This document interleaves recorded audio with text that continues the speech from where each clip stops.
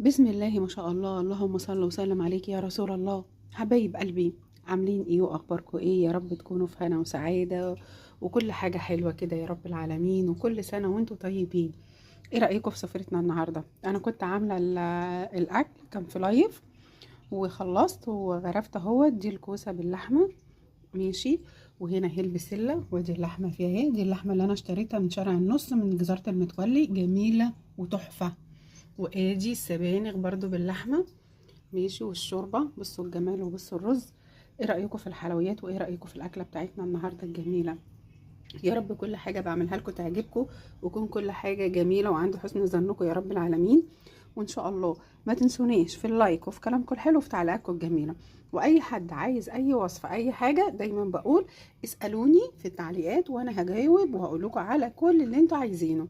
ان شاء الله اشوفكم في الهنا وفي السعادة وفي كل خير. تحياتي مطبخ عبير وماما على اليوتيوب وعلى الفيس وعلى التيك توك، في كل مكان تلاقونا ان شاء الله بالخير تجدونا. نشوفكم في كل خير. نقول لكم السلام عليكم ورحمة الله وبركاته. تحياتي مطبخ عبير وماما.